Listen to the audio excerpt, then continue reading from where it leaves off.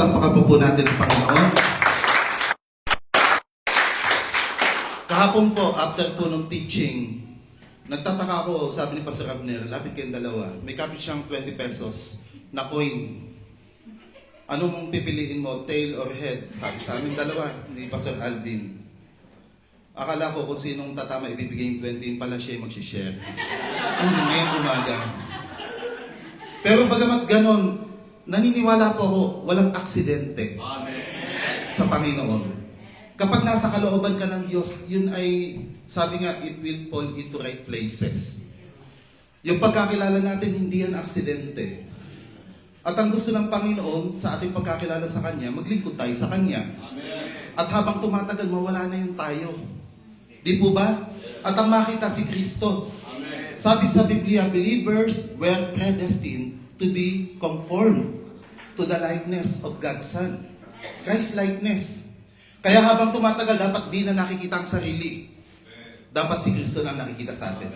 Okay, message po natin for this morning, more of Him, less of me. Okay, sige po, tingnan po natin ating Bible verse. And I ask everyone to please stand. Basa po tayong lahat. John 3:27 hanggang 30 po yan. Begin. John answered, a person cannot receive even one thing unless it is given him from heaven. You yourselves bear me witness that I said, I am not the Christ, but I have been sent before him. The one who has the bride is the bridegroom. The friend of the bridegroom stands and hears him, rejoices greatly at the bridegroom's voice. Therefore, this joy of mine is now complete. He must increase, but I must decrease. Tayo manalangin. Salamat po, aming Diyos, sa iyong pagmamahal. Kung hindi dahil sa iyong pagmamahal, wala po kami dito. Hindi namin ikaw natagpuan. Ikaw ang nakatagpo sa amin. Dalangin ko, aming Diyos, habang tumatagal kami sa paglilingkod, maunawa-nawa ng bawat isa na narito ngayon, na ang pagiging lingkod ay lalagyan lamang ng kalwalatian ng Panginoon. Na dapat sa buhay namin, si Kristo lamang ang siyang natataas at napapapurihan. Salamat, Panginoon, dalangin ko po sa umagang ito, buksan niyo po ang isipan ng bawat isa at makita ng bawat isa ang totoong kalalagayan niya sa paglilingkod. Salamat po, aming Diyos, ikaw po ang siyang maluwalhati sa buhay namin at wala kaming ibang itataas sa lugar na ito kundi ngalan mo lamang Jesus. Sa iyo po, papuri pa sa salamat sa pangalan ng Panginoon Kristo. Amen. Bakaw po na po. Okay, tingnan po natin yung ating slide. Sa kasunod po. Okay. Alam niyo po, sa isang naglilingkod sa Diyos, napakalaga, alam mo yung totoo mong katatayuan. Mahirap kasi na hindi mo nauunawa kung bakit ginagawa mo ang isang bagay. Kaya may mga pagkakataon po, yung mga naglilingkod sa Diyos, pumapalya sila sa dapat maging igalaw ng isang naglilingkod. Kasi hindi malinaw sa kanila, ano ba yung katatayuan na meron sila sa harapan ng Panginoon. Sabi nga, yung Biblia, it was written for our example. Sabi, everything that was written in the past was written to teach us. Originally, hindi ito tungkol sa atin. May sinulatan si Apostle John. Pero lahat na nakasulat sa Biblia, meron tayong pwedeng makuha. Meron gustong iparating sa atin. Kasi iba yung paglilingkod sa Diyos eh. Sa paglilingkod sa Diyos, ano yan, bababaan talaga yan eh. Mas mababa, mas maganda. At nakakaya naman sa Panginoon, ano? Kung tayo magmamalaki sa kanyang harapan eh, ang Panginoon mismo nagpakumbaba. Saka isipin niyo po, ano bang bagay na meron kayo na hindi galing sa Diyos? Kahit pa sabihin niya ni magagaling na kaloob, kaya nga galit ang Panginoon, si Pablo sa mga taga-Korinto. Sabi, bakit niya pinagmamalaki ang mga kaloob na meron kayo na parang hindi ibinigay sa inyo? Amen po ba? Amen. Yan ang dapat nating isipin bilang naglilingkod sa Panginoon. Hindi talaga mahalaga dito kung anong posisyon mo. Ang mahalaga dito yung posisyon ng puso mo. Ito, naintindihan ni Juan, yung kanyang posisyon. Ang sabi dito, John's declaration, he must increase, I must decrease. Napakagandang pangungusap na pwedeng manggaling sa isang naglilingkod sa Diyos. Sabi, encapsulates his humble attitude. Dapat magpakumbaba tayo. Kasi ayaw ng Lord ng proud. Di ba sabi? Binabagsak ng Diyos yung palalo. But He gives grace to the humble. Sabi nga, the way to get up is to get down. Gusto mo umangat ka? Bumaba ka. Kasi kapag nasa kababa ka na, wala nang ibang way kundi umakit ka o tumaas ka. Sabi, he understood that his purpose was to direct attention to Jesus. Kaya hindi siya intimidated. Yan yung nagiging problema sa mga naglilingkod sa Panginoon. Minsan na-intimidate sila sa mga kasama nila. Tingnan niyo yung katabi niyo. Kakampi po yan. Hindi po yan kalaban. Kakampi natin yan. Yan, isinama ng Diyos sa buhay mo para maging katuwang mo. Kasi hindi kaya ang gawain ng Diyos ng solo-solo. Si Adan nga may Eva. Si Moses may Joshua. Si Pablo may Timoteo. Si Batman may Robin. Oh. Si Soro may kabayo. Aba, kung wala siyang kabayo, mahihingal siya, katatakbo, no? Si Jordan may Rodman, di ba? Miss Cathy Pippen. Sabi nga ni Dolphy, bago siya namatay, sulat siya ng book. Nakarating ako dito, hindi dahil lang sa akin. Sa totoo lang, walang pwedeng umangat ng walang tulong ng iba. Kaya yung mga kasama natin, natin yan, kasama natin yan. Pero isa lang intention nating lahat. Yung mga tao, ilapit natin kay Kristo. Yan yung ginawa ni Juan. Yan yung ginawa ni Juan. Alam niya yung layunin niya. Alam niya kung bakit siya tinawag. At dito makikita natin, sabi si Jesus, He is the Lamb of God who takes away the sin of the world. John's willingness to step aside as Jesus' ministry began to flourish is a testament to his selflessness and devotion to God's will. Kahapon na pag-uusapan, ano ba ibig sabihin ng puspos?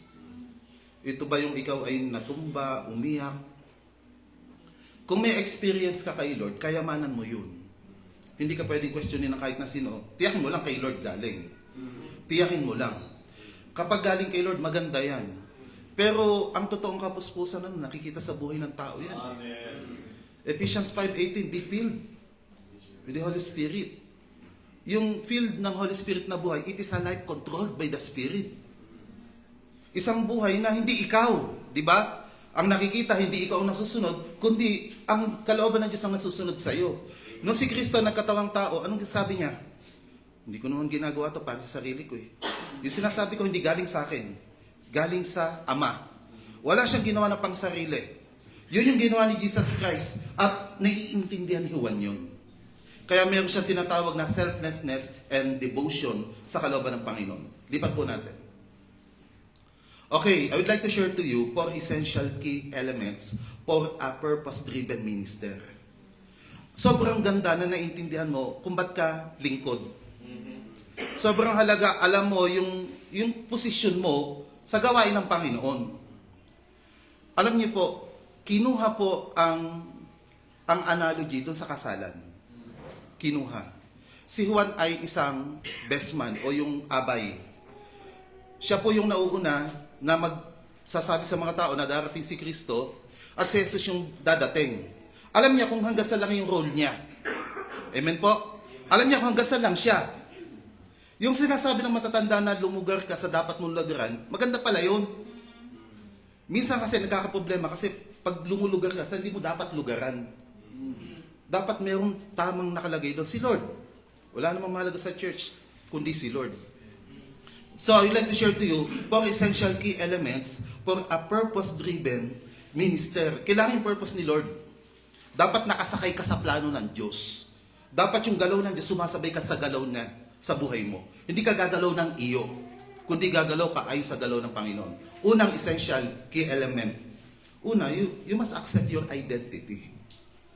Dapat malinaw sa'yo, tanggapin mo kung ano yung posisyon mo. Kung anong kalagayang meron ka. Sige po. Tingnan niyo po yan. We have heard this theme before. Sa John 1:8, sabi, He is not the light. Ito ay testimony about kay John the Baptizer. He is not the light. Sabi ng John 1:20, He is not the Christ. Hindi siya. Sabi niya sa sarili niya, He is the voice of one crying out in the wilderness. So, accepted niya kung ano yung pinagkatiwala sa kanya ni Lord na pagkakakilanlan. Malinaw sa kanya kung sino siya. Kaya nga si Paul kapag sumusulat, Paul, an apostle, dapat alam mo kung ano yung posisyon mo Sabi dito, siya yung sumisigaw sa ilang, sabi niya, make straight the way of the Lord. As the prophet Isaiah said, John the Baptist said, in John 1:15, siya naman sabi, He who comes after me ranks before me because he was before me. Alam niya. Kayo po ba alam niyo? Dapat alam niyo. Para ang paglilingkod natin sa Panginoon, hindi papalpak. Para ang paglilingkod natin sa Panginoon, tama yung kung saan tayo didiin. Alam natin kung saan tayo gagalaw. Baka kasi may mga pagkakataon yung kay Lord, nakukuha mo na si Satan nga homegrown naging demonyo pa nasa langit na nga po yun Kaya ingat ho tayo. Ingat ho tayo. Tayong mga tinawag ng Panginoon maglingkod, napunta sa unahan. Pwede pala homegrown, magiging kalaban sa huli. Kaya napakalaga po ng puso ng tao. Yung puso ng tao dapat marunong magpakumbaba. Alam ang kalalagayan. Kilala kung sino siya. Tuloy po natin. Sabi po, accepting your identity in the ministry involves rooting your worth and purpose in Christ. Ibig sabihin, yung lahat ng hugot mo sa paglilingkod mo, nag-uugat kay Kristo. Yung worth mo, connected. At yung purpose mo, connected kay Kristo. Hindi na sa mga personal mong natapos, naabot. Sabi nga dito, dapat alam mo kung sino ka bilang lingkod ng Diyos. At handa kang ganapin ito anuman ang maging kapalit nito. Ayan si John, grabe yan. Sige po, yun po yung una, mga kasama, accept your identity. Dapat kilala mo kung sino ka. Accept your identity in Christ. Kapag yan malinaw sa'yo, maganda-ganda na yung paglilingkod mo sa Panginoon. Kasi gagalaw ka sa gagalawan mo. Okay pa po kayo? Yes. Okay. Sige po, pwede kaming maiksi ngayon. Doon, mga teaching namin, haba. 1:30 to 7:30, minsan may 10 a.m. pa tayo. Kaya talagang pag tinignan mo yung mga tao, parang mga namumungay. Iba, tulala. Oo. May nakita nga ako, parang sa bintana nakatingin. Parang gusto na umuwi. Minsan ganun tayo, Sabi nga nila, ang katawan nasa simbahan, pero ang isip nasa labahan. Okay, number 2, second key element. Una, accept your identity. Ikalawa, know your ministry. Dapat alam mo kung saan ka lang talaga. Sige, lipat po natin. Sabi sa 23, he said, declarative, I am the voice. I am the voice of one crying out in the wilderness. Alam niya kung ano yung ministry lang niya. Sabi niya, make straight the way of the Lord as the prophet Isaiah said. Alam ni Juan na siya yung mauuna. Alam ni Juan na ang trabaho lang niya, ihanda yung pagdating ng Mesaya. Kasi nung araw po, kapag may isang mahalagang tao, napupunta sa isang lugar, may nauna talaga. Siya yung nagbabalita na darating yung mahalagang tao para makapag-prepare. Kaya pagdating ng tao na yon, handa ng mga tao. Ganun yung gawain ni Juan. At ayon doon sa ibang libro, may mga pagkakataon, pati mga kalsada pinapatag. Di ba meron na sa Isaiah, papatagin yung mga lubak? Para pagdating ni, nung hari, makadaan siya na maayos. Makapaghanda yung mga tao. Sige, tuloy po natin. Ang sabi po dito, in the Bible, a forerunner is someone who goes ahead to prepare the way for another person or event. Yan po yung nangyari kay Juan. Tayo, nandito tayo kasi gusto natin ang tao ilapit kay Kristo. Yun talaga yung trabaho ng mga naglilingkod. Kasi kapag yung tao sa iyo napalapit, paano kung malis ka? Di mawala na rin yung tao. Kailangan ang pundasyon nila na kay Kristo. Para kung sakaling dumating yung time, hindi naman natin alam kung hanggang kailan tayo. Tayo wala, di yung tao mananatili kasi hindi sa'yo nakalink. Kay Lord nakalink. The concept signifies a scout, guide, or one who make arrangement for those who come after. Ito, sobrang ganda nito. John 1:23. Sabi, He is just a voice crying in the wilderness. But, when Jesus comes, the voice of the shepherd has replaced the voice, the crying in the wilderness. umalis na siya. Dati siya yung sumisigaw, wala pa si Christ eh. Pero nung dumating na, yung voice na ni Christ ang nangibabaw. Amen. Di ba? Kaya nga nung nagbabautismo yung mga alagad ni Christ, sabi ng alagad ni Juan, Guro, yung binautismo niyo, mas marami pang binabautismohan kaysa sa atin. Sa kanya na napunta lahat. Hindi na intimidate si Juan eh. Masaya pa nga siya. Ano sabi niya? Kagalakan ng abay na marinig yung lalaking ikakasal. Alam ni Juan na hindi tungkol sa kanya ang kasalan. Alam niya na ito'y tungkol kay Kristo. Siya yung lalaking ikakasal. At yung mga tao, hindi para sa kanya, kundi para kay Kristo. Kaya, magaan. Alam niya gawain niya. Alam niyang ministry niya. Tuloy po natin. Sabi, He must increase, I must decrease. Yan yung kailangan natin gawin, mga kasama. Sa buhay natin, laging itago mo sarili mo sa likod ng krus. Kaya mo yung krus ang makita sa buhay mo. Kasi yan naman ang intention ni Lord eh. Mawala na yung tayo, makita na si Kristo. Kaya darating yung time, magkakamukha na tayo lahat.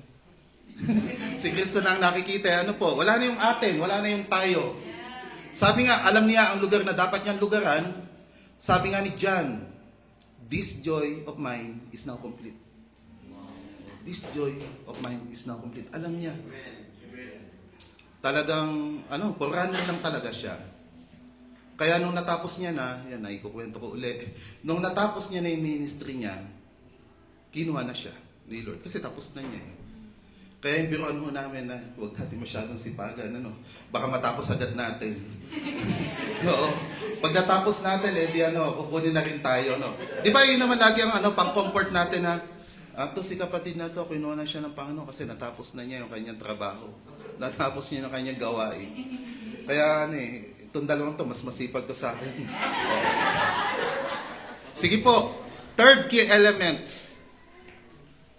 Ayun. Pwedeng lipat ulit natin. Know the scope and significance of your ministry. Alam niyo po, walang ministry pong pangit. Huwag mong isipin na yung ministry mo maliit kasi wala ka sa unahan. Okay lang po yun. Ang mahalaga dito, yung puso mo kung paano mo ito ginagawa. Kwento ko nga po kahapon, lagi natin kinatutuwaan yung nagbuklat ng bubong, yung sa paralitiko. Di ba? Tuwan-tuwa tayo na, ang galing nung apat. Mahal na mahal nila kaibigan nila. Biro nyo, inakyat yung bubong. Tinuklap yung bubong at ibinaba yung paralitiko. Alam niyo po, nabasa ko sa book ni John Maxwell. Doon ko lang din naisip na sabi ni John Maxwell, sino nagtagpi ng bubong? Wala na yung sa Bible, Alam niyo po, ang sarap maglingkod pag marami nakatingin eh. Di ba? Nandun yung crowd, nandun si Christ, kaya tinuklap nila yung bubong. Pero sino kaya nag-ayos noon? Wala nang tao, wala nang crowd. Wala na si Christ. Yun yung magandang paglilingkod. Kasi kapag may nakatingin lang at saka lang tayo naglilingkod, man pleaser ka. Pero kapag walang nakatingin, God pleaser ka. Di ba sabi, workers, obey your earthly masters in everything and do it not only when their eyes is on you and to win their favor, but with sincerity of heart and reverence to the Lord.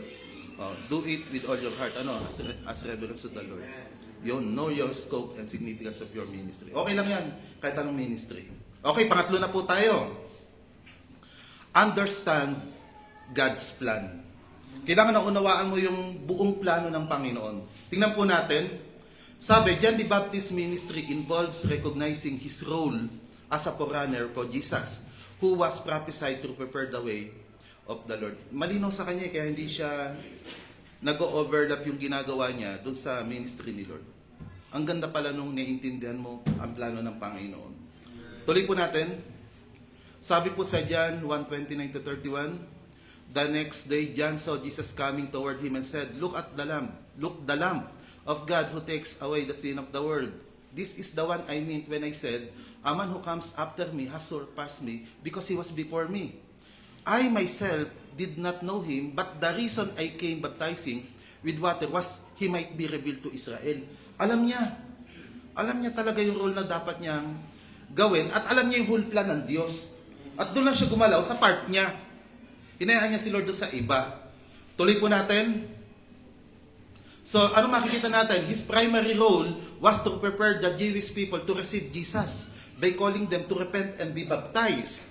This means This meant getting them to turn away from their sins and turn toward righteousness. Napakalaga na sumasakay tayo ayon sa galaw ng plano ng Diyos. Hindi ka gumagalaw ng iyo. Kasi si Juan, doon siya nakasakay sa plano ng Diyos. Alam niyo mga kasama, ang Diyos may galaw sa church. Kailangan nakakasabay ka sa galaw ng Diyos. Yung galaw niya, doon ka gagalaw, doon ka babase ng galaw mo. Kasi kapag gumalaw ang Diyos, gagalaw ka din. Dapat. Ganon sa Bible eh. Yung mga Israelita naglalakbay. Pag yung haliging ulap, lumakad, lakad din sila.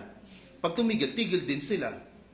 Hindi nila alam kung saan sila pupunta, pero yung haliging ulap sa araw at haliging apoy sa gabi ang naging guide nila hanggang marating sila sa pupuntahan nila. Yan yung magandang klase ng paglilingkod at pagmiministeryo. Okay, ito na po. Understand God's plan and run on it. Yan ang lakaran mo. Yan ang takbuhan mo. Okay, last na po to.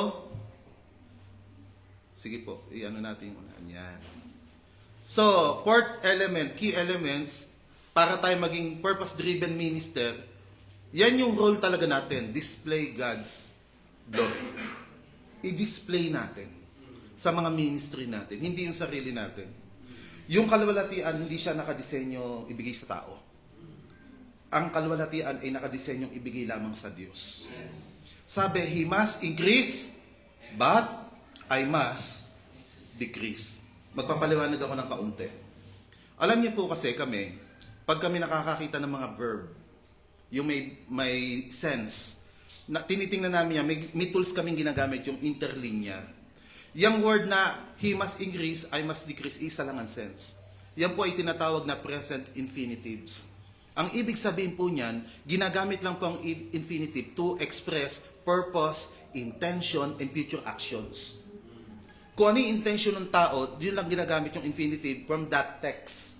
At alam nyo, dahil ito ay naka-present tense, ibig sabihin yan, simula na mag-umpisa si Juan sa kanyang paglilingkod, hanggang sa matapos yung paglilingkod niya, isa lang goal niya, He must increase. Present tense, continuity of an action. Ibig sabihin, isa lang ang intention, isa lang ang purpose, isa lang ang plano. He must increase. He must increase. I must decrease. Ito po yung paglilingkod sa Diyos na walang intensyon na makita ang sarili. Mga prinsipyo tulad ng more of Him, less of me. Mga paglilingkod na talagang masarap gawin. Mga kasama, yan yung paglilingkod na maganda. At hinihikayat natin ang lahat na ganito ang gawin nating panuntunan sa paglilingkod. Kasi ito yung paglilingkod na kalugod-lugod sa Panginoon. Lipat po natin.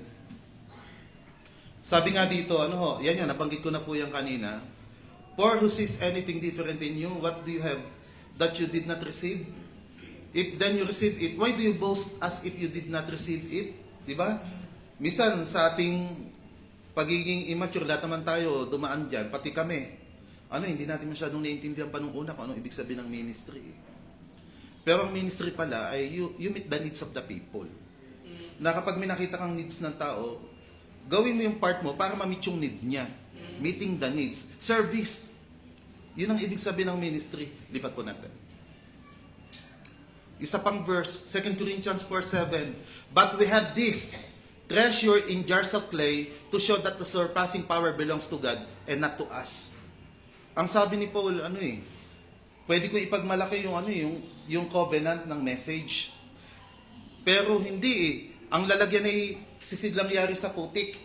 At yung ebanghelyong dala nila ay parang kayamanan sa loob ng sisidlang yari sa putik. Upang ipakita na ang kalwalatian hindi galing sa kanila, kundi galing doon sa nagbigay ng kayamanan, ang Diyos. Okay, lastly, ito na po yata yung huli. Wala na ba? Tama, huling-huli na nga talaga, wala na kasunod eh.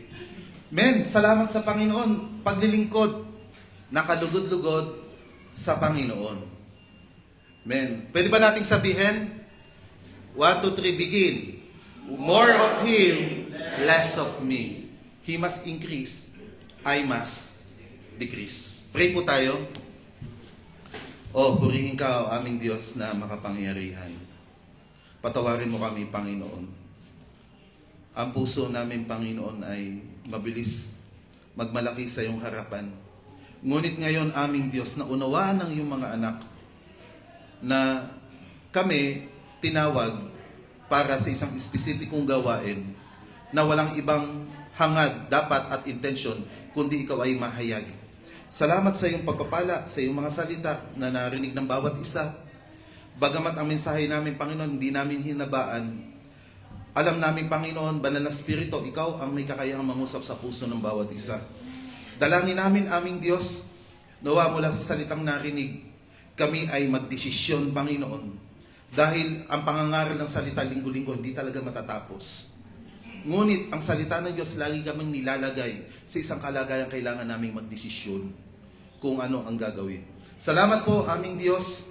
Pagpalain mo kami at ipinagpapasalamat namin yung mga pagkakataong ibinibigay sa amin para makapaglingkod sa mga kapatid na ito, Panginoon. At maging sila, Panginoon, nawalikaan mo kami ng puso na katulad sa aming Panginoong Kristo, na walang ibang hangad kundi matupad ang kalooban ng Diyos. Salamat po. Papuri sa iyong ngalang banal, aming Diyos. Sa iyo po ang lahat ng papuri. Sa ngalan ng Ama, ng Anak at ng Banal na Espiritu. Amen. Salamat po. God bless you all.